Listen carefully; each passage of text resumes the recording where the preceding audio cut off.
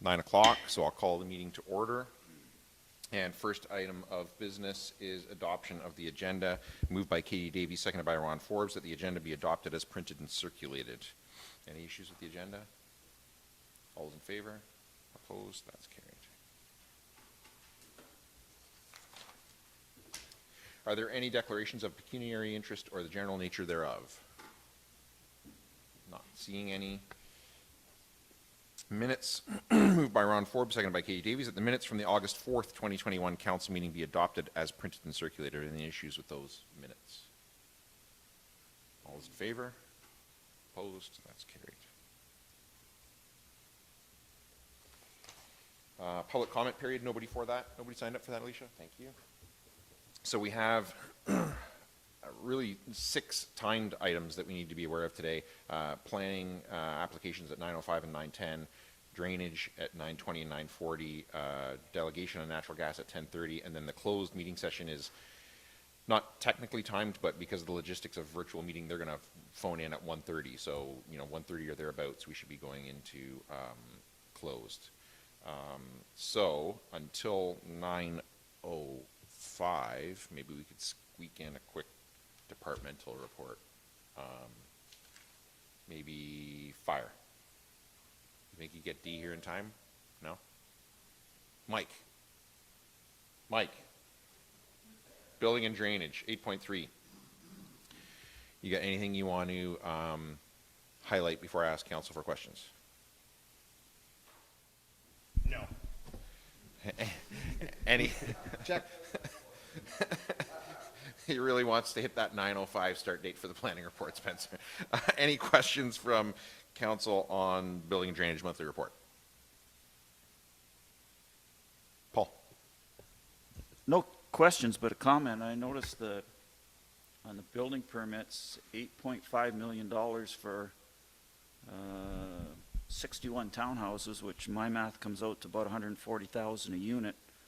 And I know the buyer is going to pay more than that, but that's certainly a lot less than the 700 plus that the average residence has gone for in Zorra Township so far this year. So that appears to be going a long ways towards our goal of providing attainable housing for people, if not affordable housing. If they can get a residence for under $200,000, that's good news. Anyone else? Moved by Steve McDonald, seconded by Paul Mitchell, that Memorandum 2021-140 from the Chief Building Official Drainage Superintendent be received and filed for information purposes only. All in favor? Opposed? That's carried. Anything for Mike not on the report? That's it? All right. Thanks, Mike. 9:04, hum and haw for a minute. And then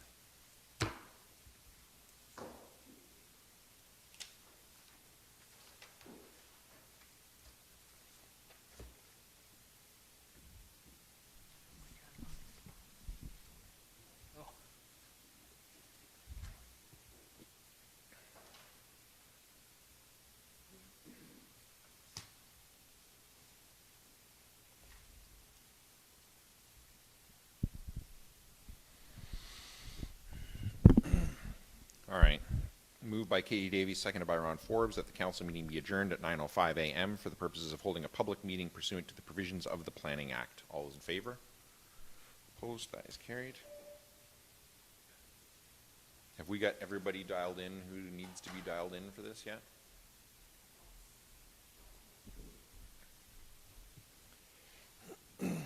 So we're at item 6A.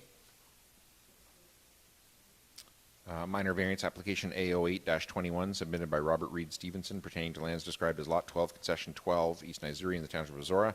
The lands are located on the east side of 23rd Line, north of Road 78, and are municipally known as 235700 23rd Line. Spencer, you're ready once we get everybody connected? Thank you.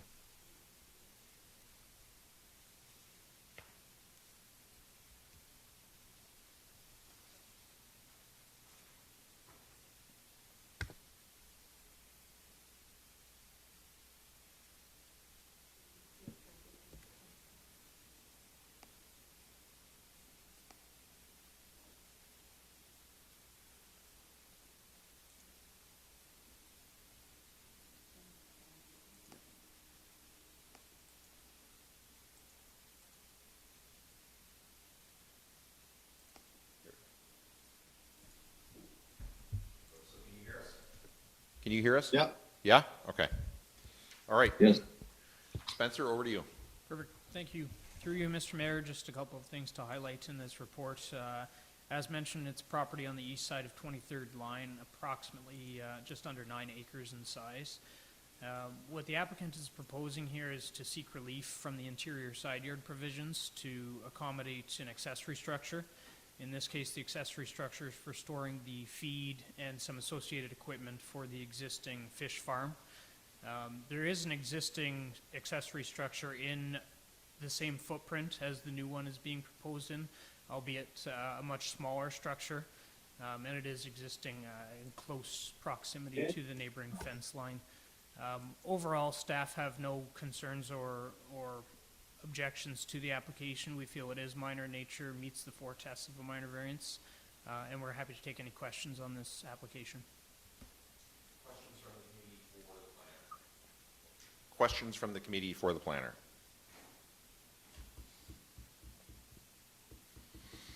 Not seeing any.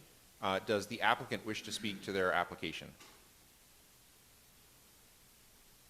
Well, I don't believe it's necessary. I think that was pretty clear.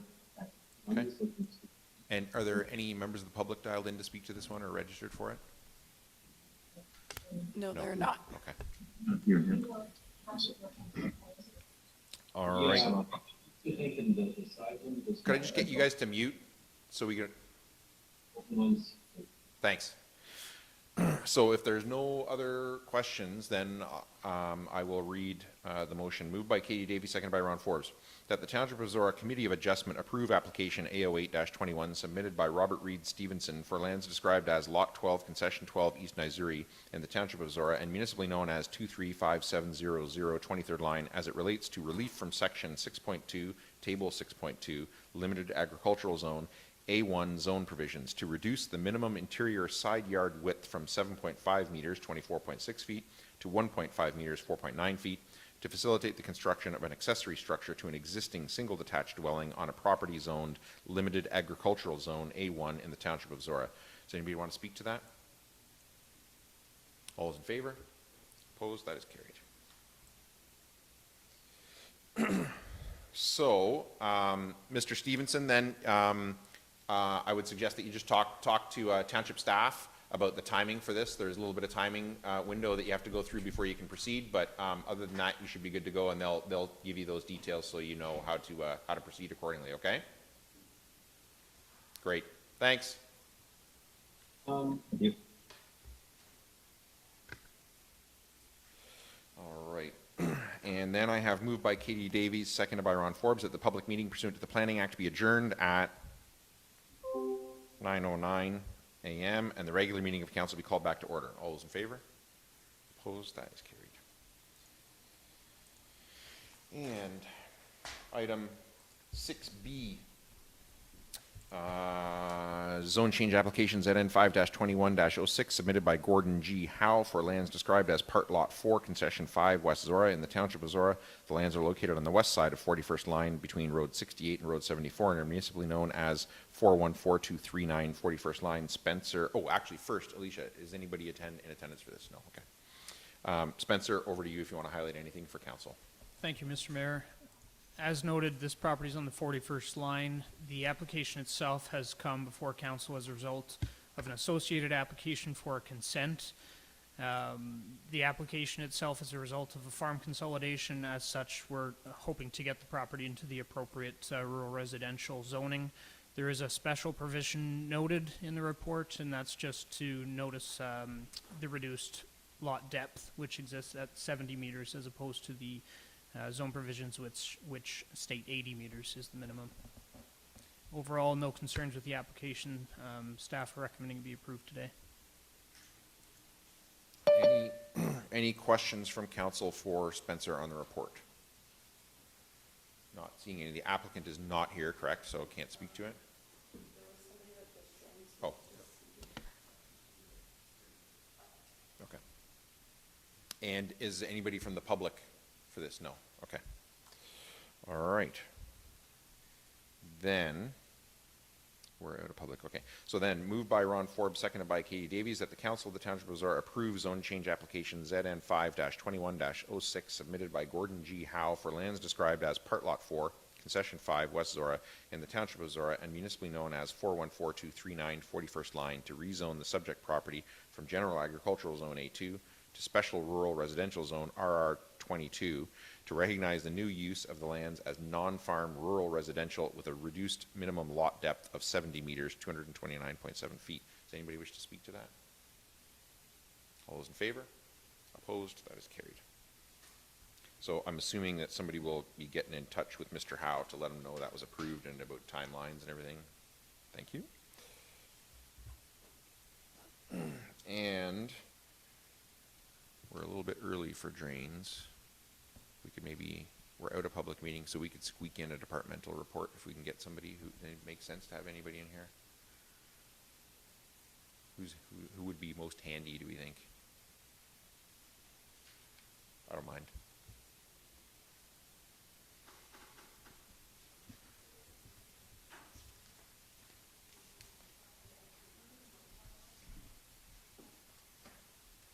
Yeah?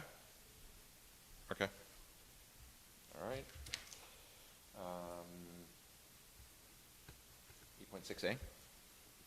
So we'll jump down, if you guys are okay with it, down to 8.6A, Corporate Services Department, Memorandum 2021-136 from the Legislative Coordinator Deputy Clerk regarding amending the noise bylaw number 69-12.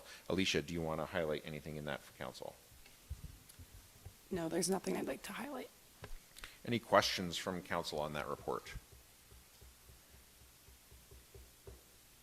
Not seeing any. All right. Let me find the motion now. That was 8.6A, right?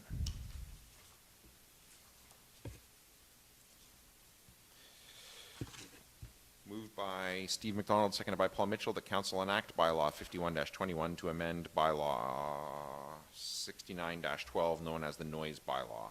Anybody want to speak to that? All those in favor? Opposed? That's carried.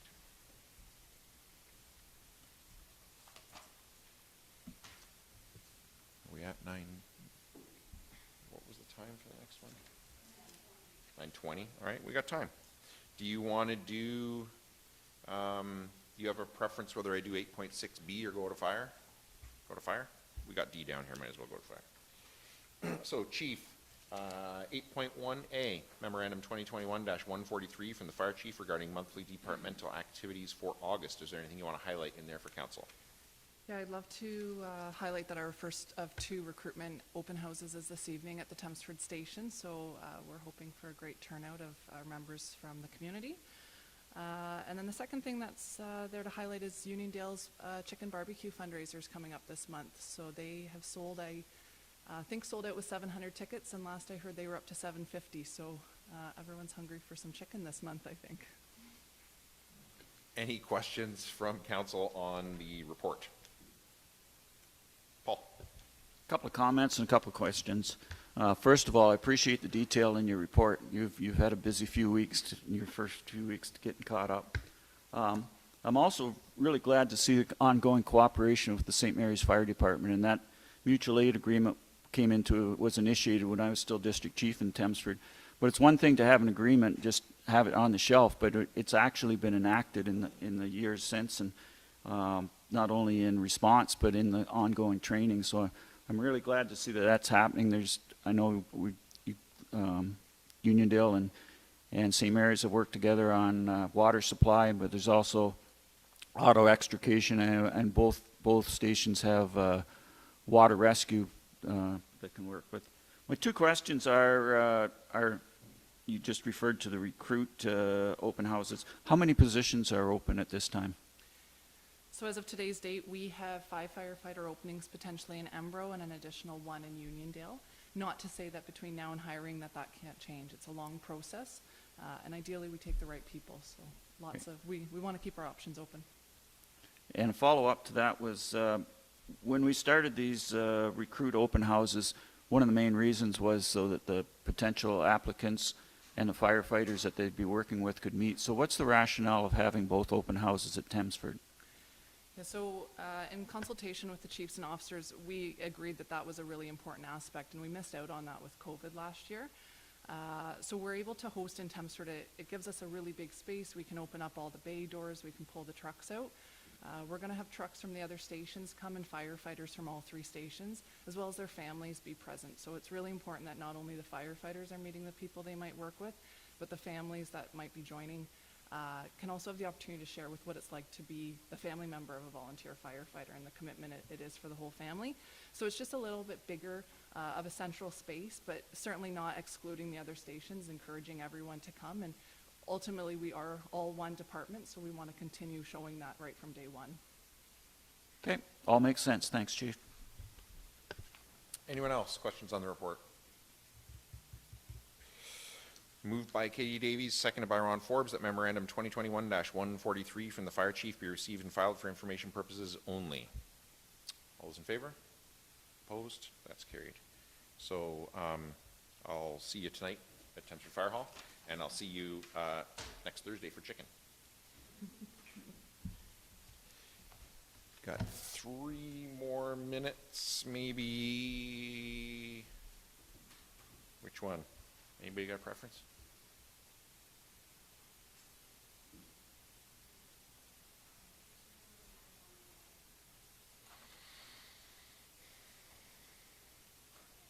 Yeah, might as well. Yeah, good call. Thank you, Karen. 9A, severance application B21-45-5 submitted by 1326502 Ontario Limited and Constance Henderson regarding property located at 235042 23rd Line. County Land Division Committee request for comments. Spencer, is there anything you wanted to say about that one? Through you, Mr. Mayor, nothing really at this time. A fairly straightforward application for consent. You can see there on the plate before you what's being proposed as far as lands being conveyed and enlarged.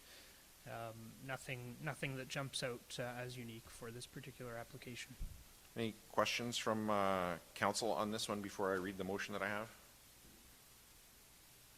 Moved by Paul Mitchell, seconded by Steve McDonald, that the County of Oxford be advised that the Township of Zora Council has no objection to the consent application B21-45-5 submitted by 1326502 Ontario Limited and Constance Henderson for property located on the north side of Road 68 between 23rd and 25th Line and municipally known as 235042 23rd Line.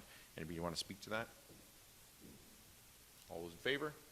Opposed? That's carried. And I think we're at 9:20 now.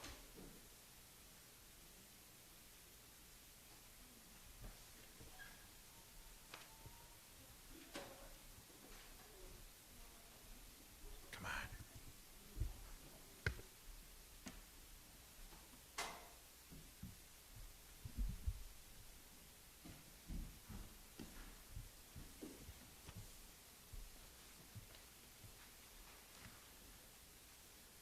So 9:20 will take us to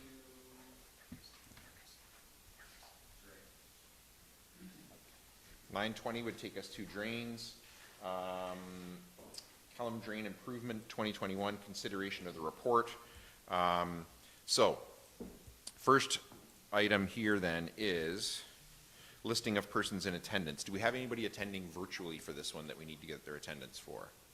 Just the people I see on the screen, or is there anyone else? Just the people on the screen. Okay. And is there anybody physically in attendance for this one that we need to get? Thank you. And have we got their names and contact info? And everybody on the screen as well we have? Okay, good.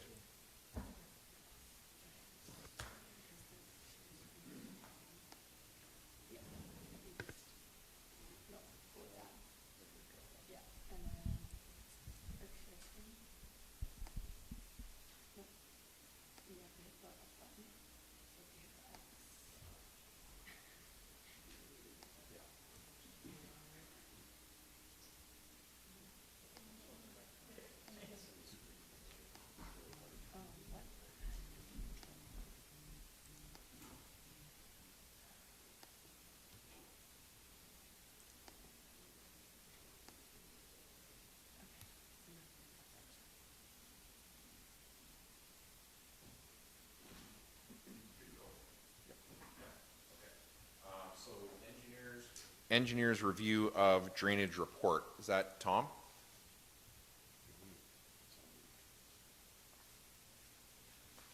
There he is. You're still on mute.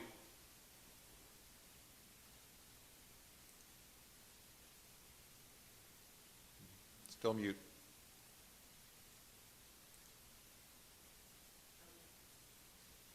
Still muted. Can we unmute him?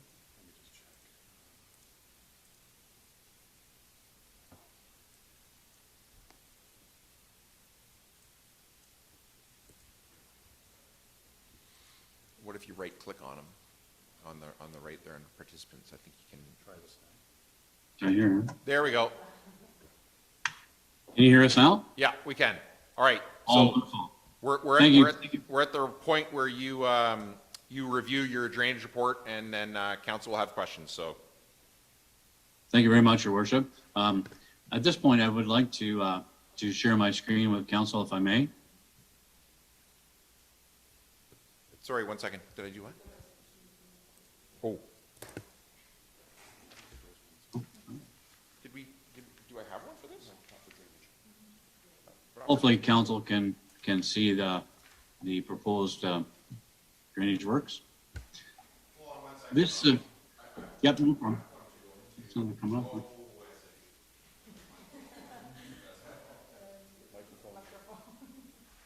My fault. Sorry.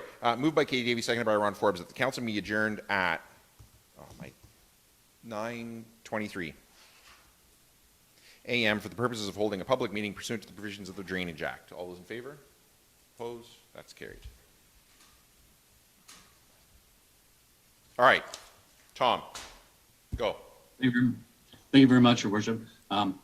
Hopefully, you can see the plan of the watershed that's in front of you with the tile sizes. We can.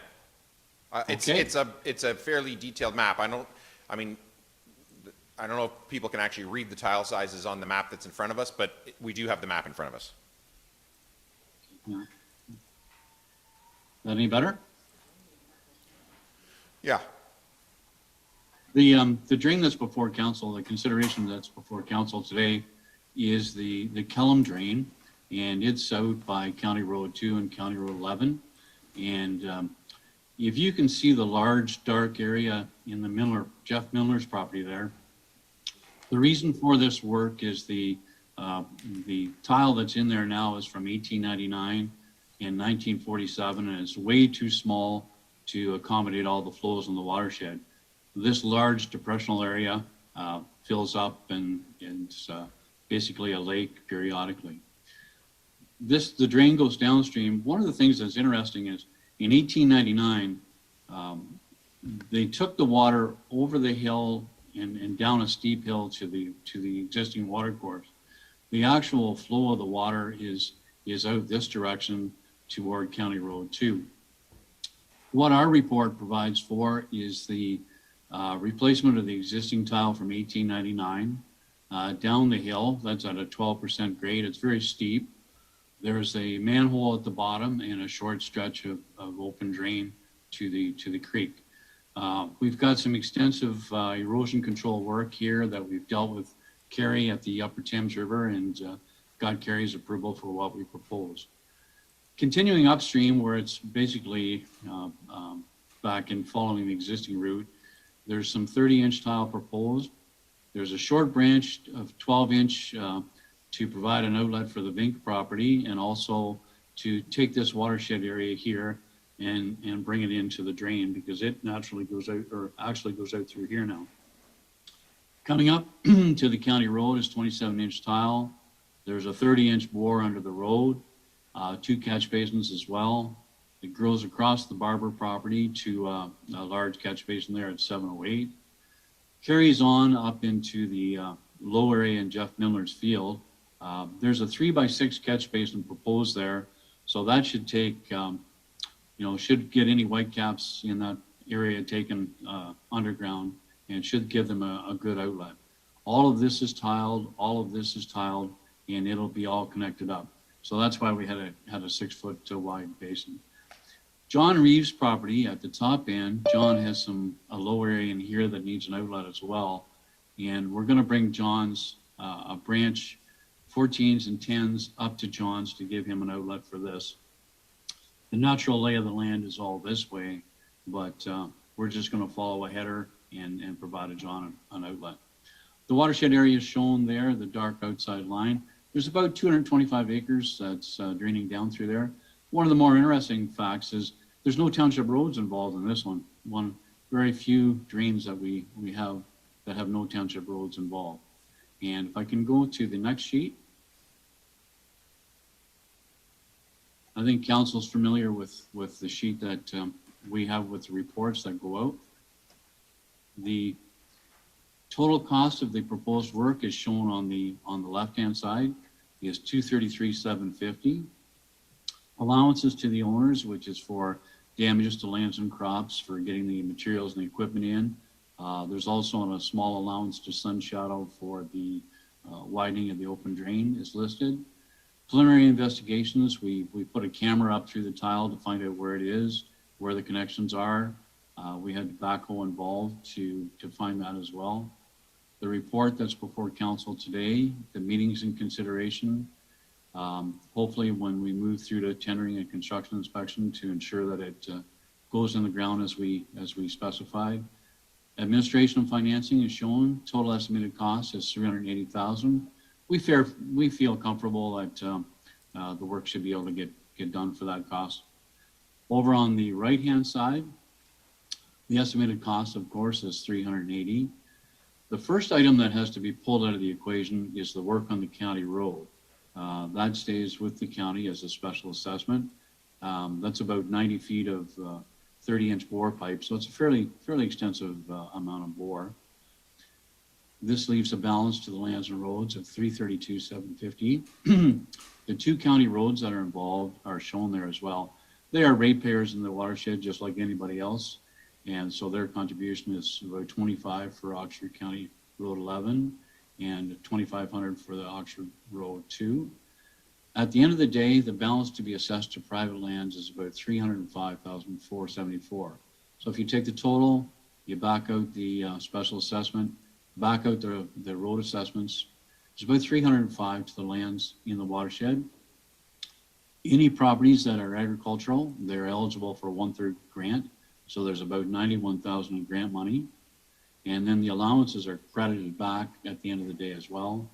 So if the work was to come in exactly as we estimated, the net invoices to the owners would be just a little over $200,000. So that's basically at the end of the day what we would need to collect if the work came in exactly as we anticipated. On the very last sheet, this is basically the nuts and bolts of the report. If you start on the left-hand side, it describes the lot and concession, the name of the property, the roll number, the approximate hectares in the watershed. Benefit assessment, if the drain provides direct access or if it's constructed on your property, there's a benefit assessment. Outlet assessment, essentially everyone in the watershed contributes based on the amount of acres or hectares that they have involved. Special assessment, that only applies to the county. And then the total is listed there as well. So if you sum the totals up, they add up to the 380 that we talked about before. The 1/3 grant is listed. So any agricultural lands, for example, Schlegel Poultry, that 15,988 is 1/3 of the 47,994 right beside it there. The allowances are paid back to the owners and credited back. And at the end of the day, there's a net assessment to each of the property owners. So if you run your finger down the net assessment, the $200,744 is the same as we just had on the sheet previously. We've had an information meeting with the property owners and have reviewed the cost shown or read with them. We've also dealt with Carrie with respect to the outlet design, and hopefully everything is in order and we can move forward and get this work done and hopefully address the drainage issue that's being experienced out there. Your worship, members of council, that concludes my presentation, and I'd be pleased to answer any questions that council may have. Thanks, Tom. I'm just going to first ask our drainage superintendent if he has any comments on the report or the application. No. Questions from council? Not seeing any. Public question period. I'm first going to ask people who are in attendance if you have any questions for either the drainage engineer or our drainage superintendent on the drainage application. No. Okay. And is there anybody on online, like virtually, who has members of the public who want to have a comment on this or question? We only have the engineer and Upper Thames, or who's Mark? Okay. So no members of the public with questions. So then, I have moved by Katie Davies, seconded by Ron Forbes, that the report of R.J. Burnside and Associates Limited dated July 12th, 2021 for drainage works known as Kellam Drain Improvement be adopted at an estimated cost of $380,000. Anybody want to speak to that? All those in favor? Opposed? That is carried.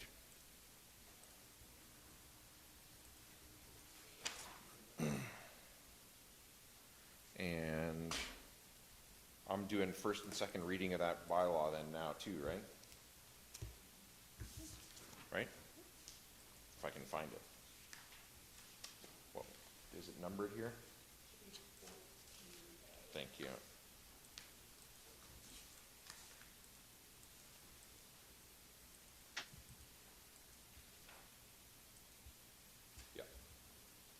Moved by Paul Mitchell, seconded by Steve McDonald, that bylaw 50-21 be taken as read a first and second time this first day of September 2021.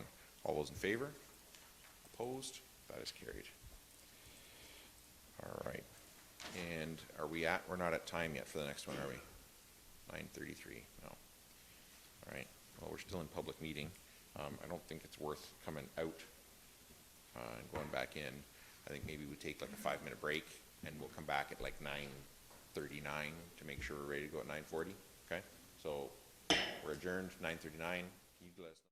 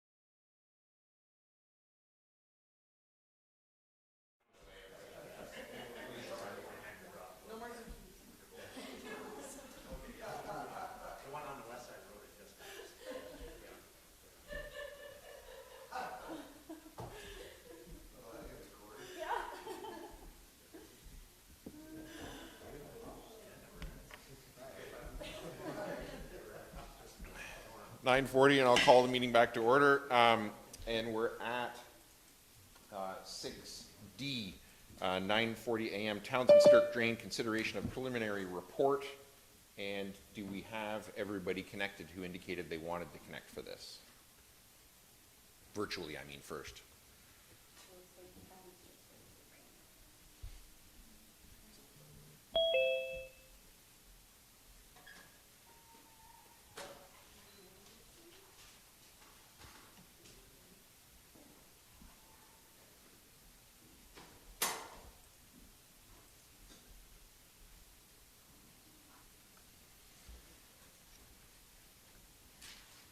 So we have everybody connected virtually who was going to come in, and we've let everybody in who was waiting at the door. Okay, good. So listings of persons in attendance. Petitioners have an opportunity to add or withdraw names from petitioners. Anybody here virtually or in the room who wants to add or remove their name from this petition? I'm not seeing anything from anybody in the room. I just want to wait a second to make sure everybody who's on virtually has a chance. So is Mark the engineer on this report? The engineer is here. Oh, okay. So Mark is a resident? And so I just want to make sure that Mark is not desperately trying to unmute to add or remove himself from the petition, and we're not hearing him. So Mark, can you just tell us, can you hear us? Do you want to add or remove your name from the petition?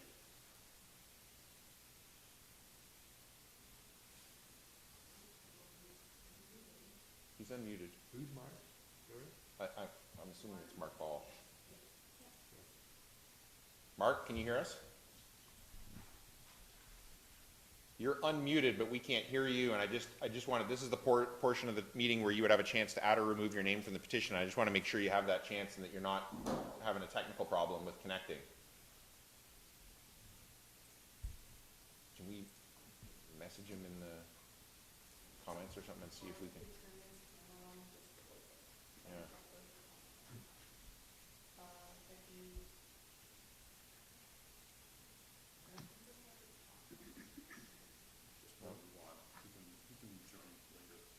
All right. So then over to the engineers for the review of your report for council. Thank you, Mr. Mayor, members of council, staff, ratepayers present. My name is Ken Smart. This is a consideration of a preliminary report that I prepared, and I, as the engineer, will make the presentation with the assistance of Curtis McIntyre, who has worked alongside me on this project recently. Curtis is gradually assuming my projects and clients, and as I try to move towards retirement. This preliminary report involves a project that was petitioned primarily by the Townsend and Stirk properties in lots 18 and 19, concession to former East Missouri, and by one other, Holden, which is now the Mulder property. The foremost desire of the petitioners was to enclose an artificial man-made channel across their farms. Curtis is showing that on the screen. The man-made channel desired to be closed in exists one farm downstream of the Holden the Holden drain, which is a closed drain that runs upstream from Road 88, and exists a few farms upstream of what is known as Missouri Creek. The improved part of Missouri Creek starts somewhere downstream of County Road 16, we believe. Primarily a man-made channel exists between the Holden drain and Missouri Creek. That part of the man-made channel on the petitioner's farm in lots 18 and 19 is shallow, has a fairly steep gradient, is subject to erosion, has inadequate crossings, and overflows its banks. Tile outlets into it are submerged. When we had our first on-site meeting on this project, March 2019, we were advised by UTRCA Upper Thames they would object to any project that involved closing in the channel with a new tile drain. After our first on-site meeting, we did, however, prepare preliminary designs for 4 options, and they are option 1, which is to do an improved open channel with 2 new crossings at a cost of $199,500. Option 2 was to do a new type of open channel, what we call a 2-stage channel, much wider, at a cost of $407,500. Third, to do an option 3, which is a standard improved open channel as an option 1, but where it is relocated on the Stirk farm, so it would be primarily beside a bush area on that farm. The cost would be $317,000. And option 4 was the closed drain option to fill in the channel, do a wide waterway, 15 to 16 meters, and install a 30-inch, 750 millimeter tile at a cost of $443,000. We then conducted a further meeting with the landowners and agencies on June 11, 2019 to present the options. At that time, the petitioners still favored closing in, which is option 4, but UTRCA indicated they would still not permit option 4. It was also suggested DFO had renewed interest in municipal drains and that DFO should be contacted. So in the period of June 2019 to late 2020, contact was made with DFO and also with a biologist who works with us on municipal drains. DFO indicated the channel was fish habitat and that substantial and costly offsetting measures, example, a new open drain somewhere else in the watershed, would be necessary. Our biologist stated that we would probably be unsuccessful in pursuing a closed drain as an option 4, knowing UTRCA's and DFO's positions as stated. So we recontacted the petitioners and determined that since they needed drainage, they would drop their pursuit of option 4 and would reluctantly accept option 1, the improved open ditch. The suggestion was made at that time that we should also cost out a ditch repair on the Matheson Farm, Lot 20, Concession 1, which we did, and it's on page 23 of the report. It has an estimated cost of $21,000. So, even though we believe a closed drain is the best long-term solution due to possibly increased erosion with a ditch, possibly increased sedimentation with a ditch, possibly increased downstream nutrient transport with a ditch, and with possibly increased maintenance costs for the ditch, we feel the cost to fight for a closed drain and the likelihood of being unsuccessful are too high. And we are recommending that option 1, the improved open drain, be pursued in a final report. My report sets out the 3 options council has. You can see page 24 and 25, they're standard. And council should consider any input today and what my report states and then make the decision on future proceedings. We would also like to hear comments on doing a repair in Lot 20 Concession 1 if we do get directed to proceed.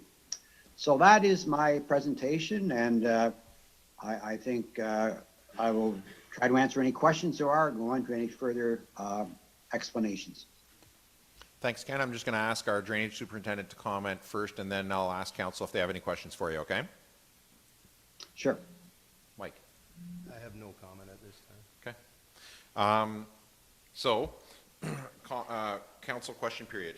Questions from council for either Mike or Ken on this report. Paul. Just one question. That's in the report. There was one of the landowners said that there's evidence that enclosed drains reduce nitrogen and phosphorus loss. Is that a fact or is that a theory?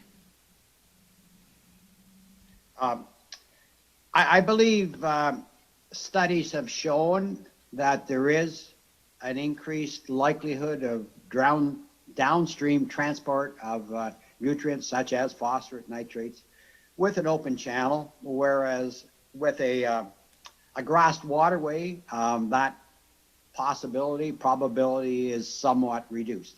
That is my understanding of studies. I don't have specific studies in front of me, but I've heard documentation of such. Okay, thank you. Any other questions?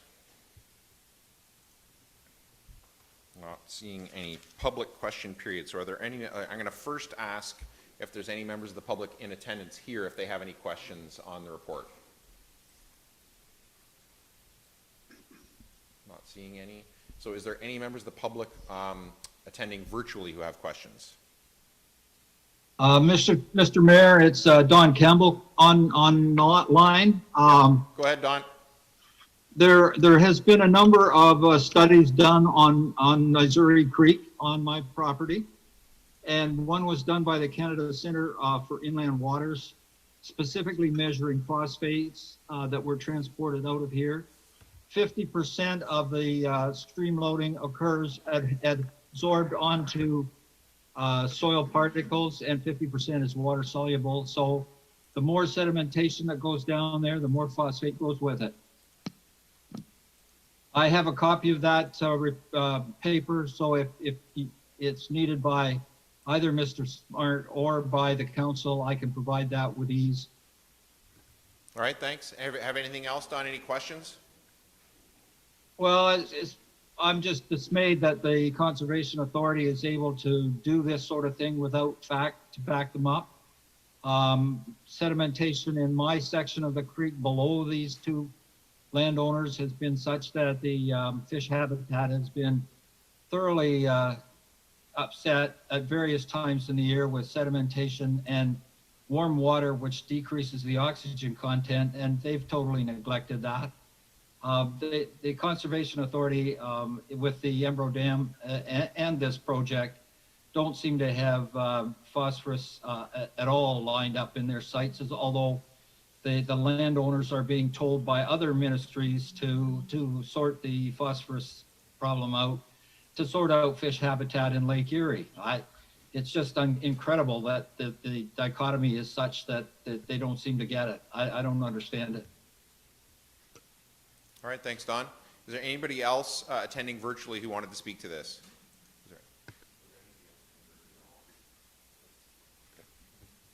All right.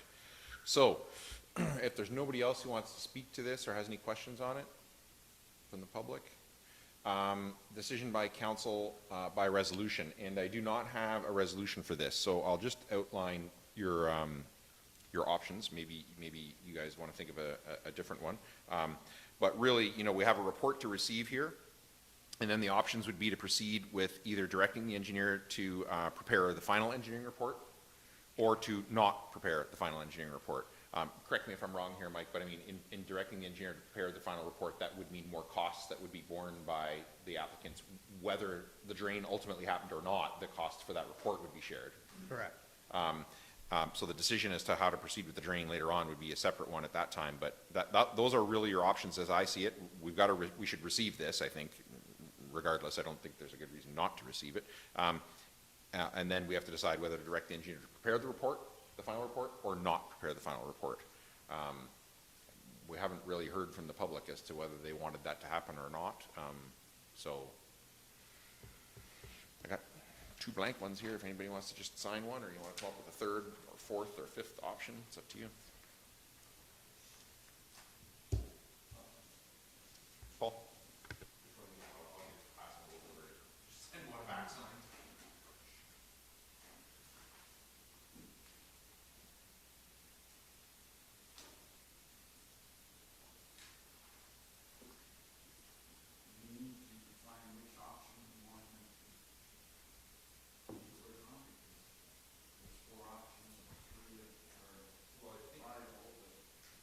If I'm not mistaken, did you not make a specific recommendation in the report? It says council received preliminary report, direct engineering proceed with preparation of final engineering report. It doesn't specify which option. So it's up to you, and if you want to ask a question of the engineer or of Mike at this point, you can. My understanding would be that the final report would reflect his recommendation and his preliminary one, but that's maybe a question you want to ask now. Can you shed some light on that, Ken, on whether in this resolution I need to identify which option we want you to proceed with, or whether that is up? Mr. Mayor, members of council, I think if you direct the engineer to prepare the final report based on his recommendations, that would be sufficient, and then we would proceed with option one in the, as listed in the preliminary report. Okay. So I can add either based on his recommendation, or, yeah. It's your motion, My you can add motion. whatever you want, but I think my What assumption. Ken's telling me is that based on his recommendation from the, Marcus, I possibly would like to hear from some of the petitioners.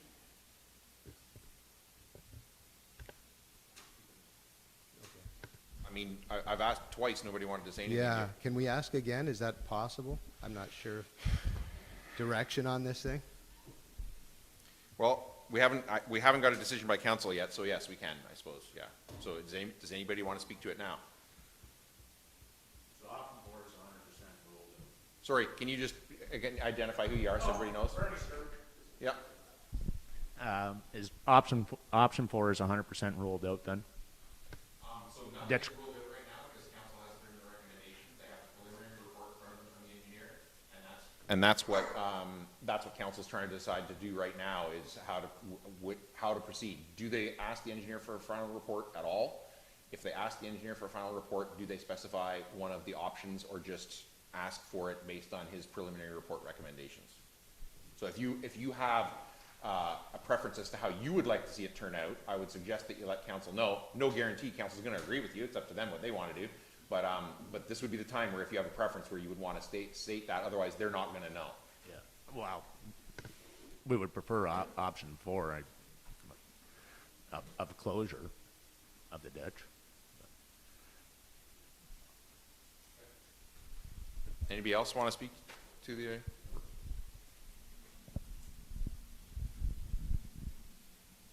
My name is Ross Townsend. I guess all the damage on our property due to the erosion, I'm definitely in favor of option 4. So I guess if there needs to be another report done, I'm all for number 4, just for what topic. We're losing a lot of our property there, and it's the only way I think to correct it is to close it in and grass over top. We've got a bigger ditch beside the ditch than we do the ditch itself. Anyone else?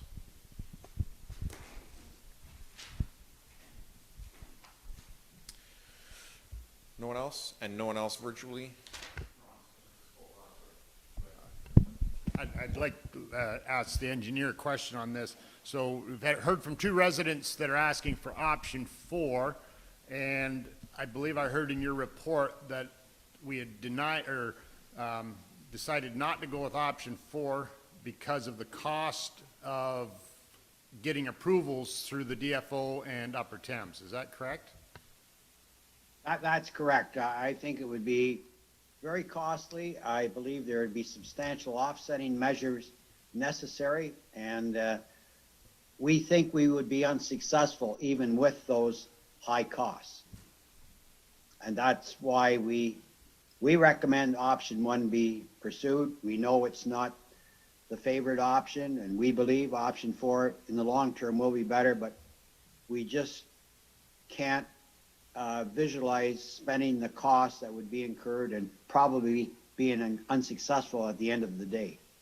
And for that reason, I suggest we proceed with option 1.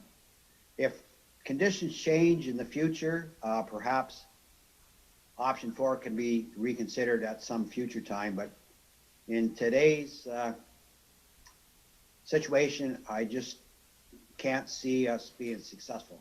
That's the long and short of it.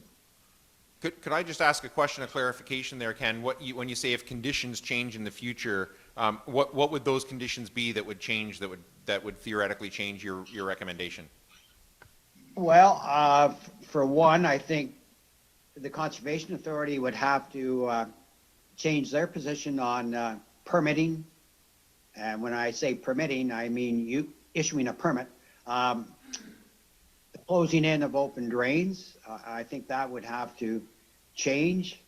DFO's position may also have to change. At one point, DFO had maybe reduced interest in municipal drains, but in the last couple of years, their interest has been revived. Perhaps the mandate that they have may change in the future. And if those 2 stars align, then maybe the project could be more easily completed, as I see it. I mean, we could try to fight it. We could go to the board of directors at Upper Thames and try to have them overrule staff. But my understanding that past attempts to do that have been unsuccessful. we could continue to fight with DFO, but if we do something against their objections, obviously the Fisheries Act has high penalties to do such. So it would be an uphill battle at the present time, as I see it. And I know, Karen, could you just clarify for me with respect to Upper Thames, sorry, Karen, Upper Thames, Karen, not Zora Karen. Could you just clarify for me, my understanding of the mandate of Upper Thames generally opposing closing in of open ditches comes from MNRF and MOE as well? I'm sorry, is that a question to myself? No, that's a question to, we have a representative of Upper Thames here as well, so I'm trying to understand, when you said the conditions that would have to change for you to change your recommendation, I want to make sure, A, that council has an understanding of those before it makes its decision, but also that the residents involved have an understanding of what's involved in those conditions hypothetically changing. Sorry, Karen. I mean, I can't speak to how the regs would change in 5 or 10 years. As to MNRF and MECP, we let them do their, like, I can't speak for them either, but we don't like to approve things that are going to be in contravention of any other agency. That's what I mean. The Upper Thames is acting within regulations that are defined by MNRF and MOE. We're acting within our own regulations under the Conservation Authorities Act. Yep. And our own policies for enclosure of watercourses. Now, this But within is the Conservation Authorities Act, though, is what I'm trying to... Yes. Which is provincial legislation. Yes. Yeah. And we do allow some watercourse enclosures, depending on the specifics of the watercourse. This may be a municipal drain. I'm not sure if it is currently municipal drain, but it's also the headwaters of Missouri Creek.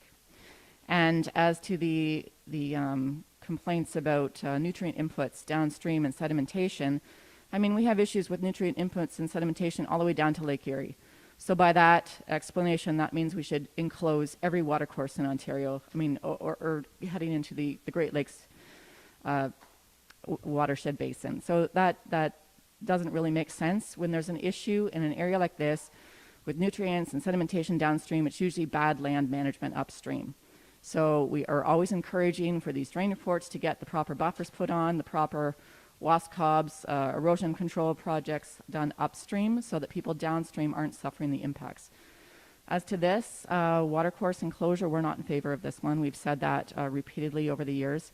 But we are totally open if they want to do other improvements to it, relocation, any of the other options. We're fine with options 1 through 3. It's just option 4 we're not in favor of. Thanks. So, first I'm going to just ask, after all that information, any other questions from council on this? And again, any other questions from the public or comments from the public before I read the motion?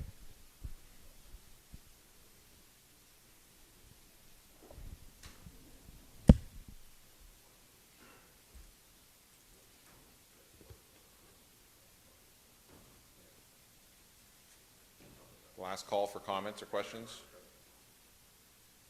All right.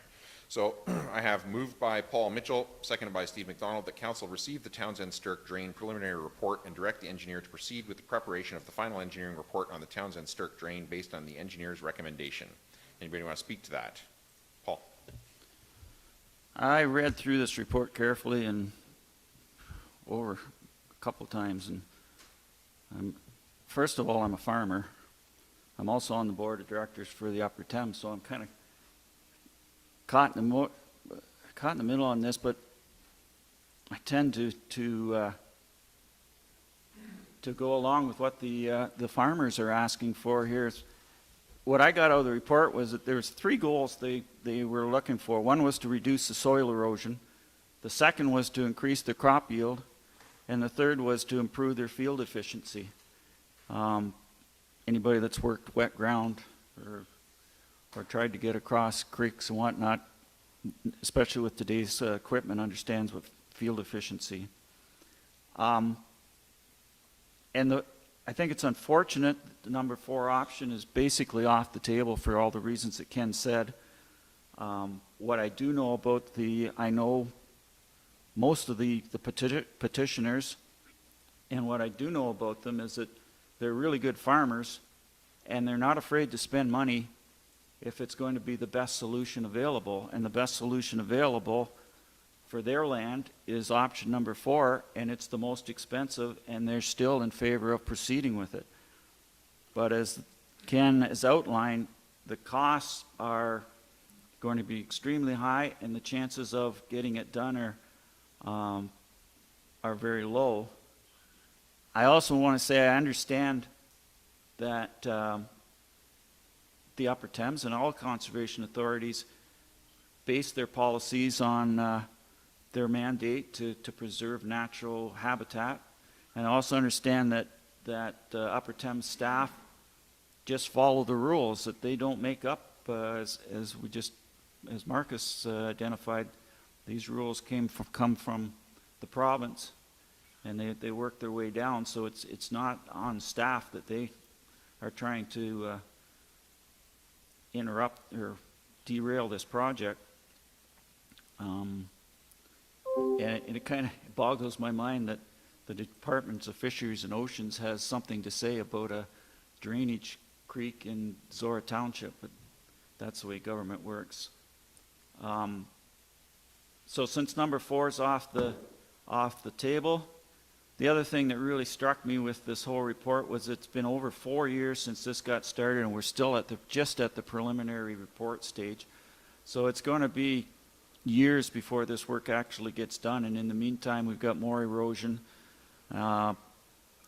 more loss of crop yield, more irritation in getting the crops in and getting them harvested, and we have this other issue of that an enclosed drain would reduce nitrogen and phosphorus leaching out, and one of the big issues is algae blooms. So unfortunately, it appears that the recommendation is to go with number 1 because number 4 is not feasible.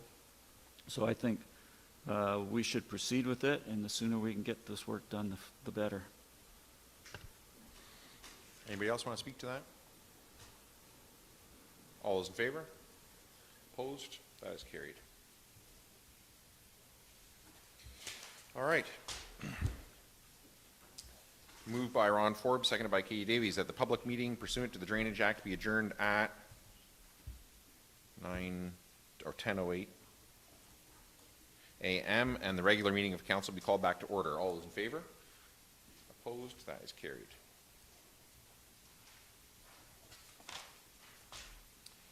And so we have a delegation in 12 minutes, but until then, Matt is here and we can do Recreation Department 8.2A. Memorandum 2021-145 from the Director of Recreation and Facilities regarding monthly departmental activities for August. Matt, is there anything you want to highlight in there for council? As noted on here, we are heading back into our busier season with arenas reopening soon. We are continuing to monitor any provincial changes as COVID regulations could possibly change, but right now we don't expect anything. Our prepared plans for COVID protocol at the arena follows directly as closely as possible with the current provincial regulations, so we're not looking at putting any exemptions or special clauses in from Zorra Township at this time. So just to make council aware of that in case there's things that council decides to take action on down the road. Questions from council on the report? Not seeing any. Must be refreshing to have, like, this is 2 monthly reports in a row where there was no change in status and just able to keep doing the same thing from one day to the next. Doesn't mean there's not a lot of work interpreting. But it's work that you can, relatively speaking, predict as opposed to yes, we Friday can predict afternoon it, change in direction. But this I think when things were very prescriptive during certain phases of reopening in the newer phase, it is prescriptive, but it requires us to interpret a lot of our spaces and how we can flow and make these things work. It doesn't have a hard limit on the number of people, so that we have to do the work to interpret our space and make it work. And it may change again this afternoon. Hopefully not. Okay. If there's no other questions, then moved by Ron Forbes, seconded by Katie Davies, that memorandum 2021-145 from the Director of Recreation and Facilities be received and filed for information purposes only. All those in favor? Opposed? That's carried. Is there any questions for Matt not on the report? Paul? One question, Matt. The Matheson Light project, where's it at? So the contract has been awarded. There's been the initial time frame for materials, the poles, lighting, things like that was anticipated in mid-August. The manufacturing's been delayed on that, so we're looking at construction at the end of September and completion early October now. So it will be after the baseball season's completed. We are able to get the lights that are currently there working enough that they could play baseball for the summer. Okay, thanks, Matt. Thanks, Matt. Public Works is Steve? Yep. Yeah, there you are. So 8.4A, Memorandum 2021-139 from the Director of Public Works regarding monthly departmental activities in August. Steve, is there anything you want to highlight in that? Road 88 project is on schedule. It should be reopened by the end of the week. There will be some shoulder work to finish up and some fine tuning to do before it's completely complete. Road 84, since the time I wrote this report, has now been surface treated, and we're just waiting for the stone to settle in, and we'll be getting a line painted on it. And that's pretty much all I have on this one. Any questions from council on the report? Paul? Interested about crack sealing, Steve. And it's $1.87 a meter to get it sealed. So does somebody actually measure the number of meters that we got done? I know you put in 5,000 meters of work. So do we, or does the company actually say we actually did 5,000 meters of cracks, or? So what we do, we budget for about 5,000 meters of crack sealing every year. Sometimes I'll do a complete road section we want to do. Sometimes we'll only partially complete it. So the following year we pick up where we left off, and we just keep that rolling. After the crack sealing's done, we send staff out there to measure and compare, and that's how we can ensure that we're getting what we pay for. That's good to know, because at almost $2 a meter, that can add up if It sure does. one way or the other. So, okay, thanks, Steve. Yep, I just found that interesting. Any other questions on the report? Not seeing any. Moved by Paul Mitchell, seconded by Steve McDonald, that memorandum 2021-139 from the Director of Public Works be received and filed for information purposes only. All those in favor? Opposed? That is carried. Any questions for Steve not on the report, keeping in mind there's two more reports from Steve to come? No. All right. So, Steve, 8.4B, Memorandum 2021-142 from the Director of Public Works regarding a construction progress report for the Zora Maintenance Facility. We have just been meeting yesterday about this. They are a little bit behind. They're still confident they're going to have their completion date in January.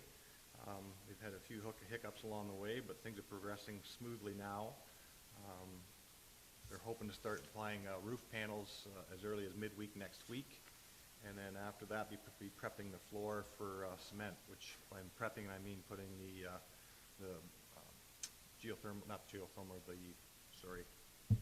in-floor heating system, the tubes for the radiant heating system. Any questions for Steve on that report? Moved by Steve McDonald, seconded by Paul Mitchell, that memorandum 2021-142 from the Director of Public Works be received and filed for information purposes only. All those in favor? Opposed? That is carried. And finally, Steve, 8.4C, memorandum 2021-141 from the Director of Public Works regarding the deferral of the 2021 capital bridge projects. Yeah, kind of unfortunate situation.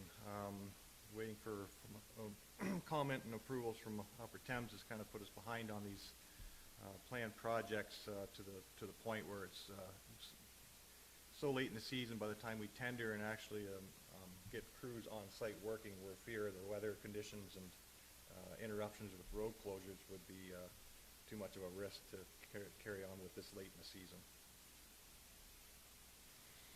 Questions or comments from council? Paul?